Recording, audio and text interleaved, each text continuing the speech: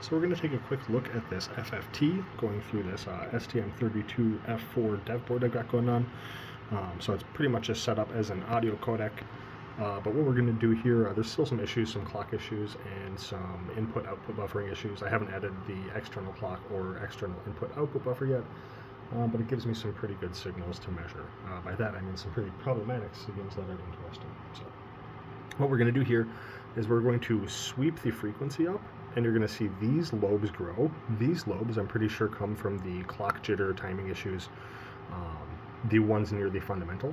And then as we increase in frequency, you're also going to see another lobe come in from the right side, and that is the aliasing lobe. So that lobe is going to be the sampling frequency minus the fundamental frequency. So we're going to start increasing, and we'll watch all of that happen.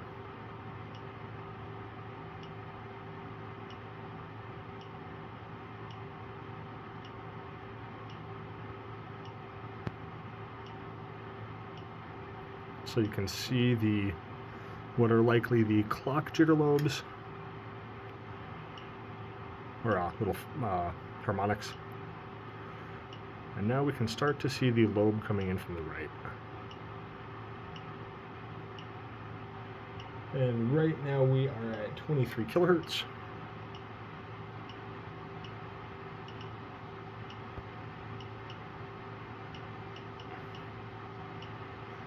And now we are at 46 kilohertz. So because the sample rate is 96 kilohertz, the lobes are pretty much now overlapping. We're getting pretty close. So now we've got them completely overlapped, and look at our incredibly aliased signal here. Oops.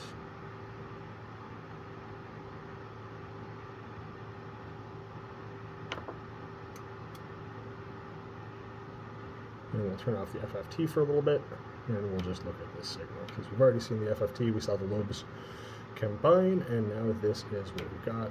Let's see, math off. Nice.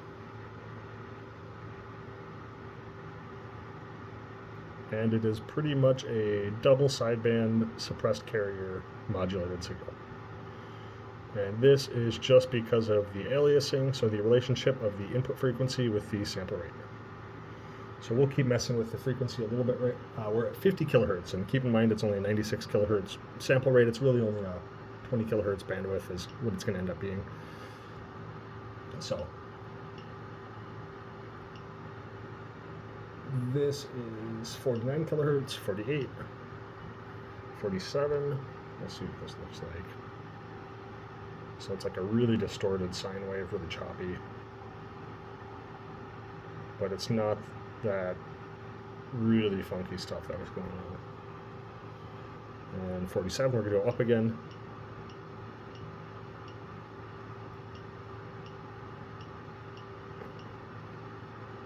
And we're at 53 kilohertz. There is nothing, and at this point, the input signal is enough over the sample rate that the analog digital converter chip is actually just shutting it down. Either that, or it might be the digital analog converter chip. I'd have to look a little bit more into it, but one of them is shutting it down. So going back down in frequency. Oops. Scale it a bit different. And we'll just go back all the way down to like 1 hertz. So we went up there for a second, and now we're going back down again from about 35 kilohertz. And we'll just pause every once in a while. So kind of funky. 15 kilohertz.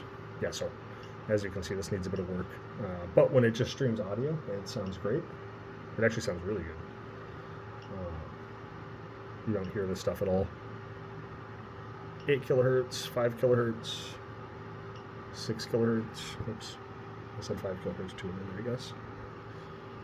And we'll go down to like 100 hertz. Oops, that's off.